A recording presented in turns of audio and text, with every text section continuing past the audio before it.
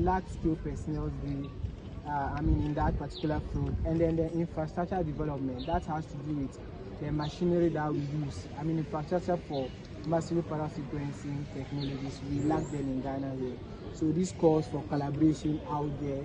The Ghana government should do something about that so that forensic science will gain not popularity but stands in Ghana and Africa as a whole. So, I'm still on Miss Erica. How can MPS technology be leveraged in Ghana and other African nations to address humanitarian forensic needs? Okay, so as stated in some of the challenges, which were lack of facilities and personnel, to help improve this, we need to get many facilities, many forensic facilities in Ghana, which delve in specifically in MPS, and also we need to get personnel who has experience in MPS, in DNA profiling and genetic profiling, which can help exonerate the innocent in Ghana and Africa as a whole. Thank you. Thank you very much, Ms. Erica. And then, in Ghana, how we can leverage on MPSs, we have to, build, there should be capacity building so that there will be, investment in modern forensic laboratories. We have to train local forensic scientists, to be well vested in the field of forensic and then specifically in massively parallel sequencing. Okay, we move to Ms. Naima.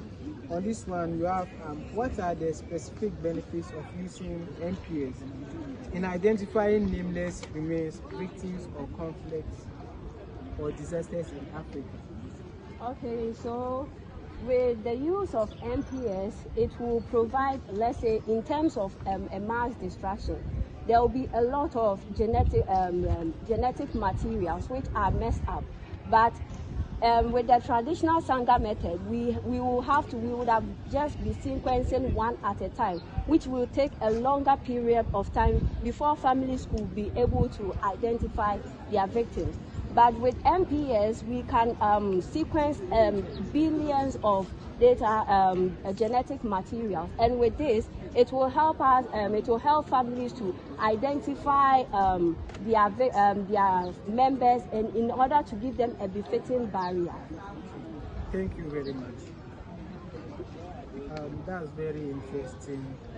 The MPS, is very important, as she already mentioned, in cases of disaster or mass disaster victim identification. Okay, still on you.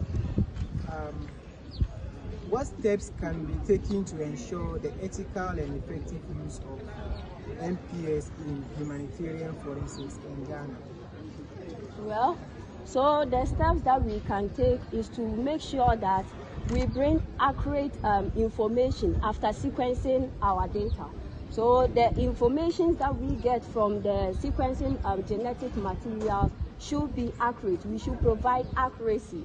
And then we also have to build trust in the societies by educating them on the need to invest or the need to put their trust in massively parallel sequencing. So with this, it can help us promote MPS in the country and then Africa at large. Okay, that's very marvelous. So what basically here is talking about is Ms. Naima just rightly mentioned that we should provide accurate results when it comes to MPS.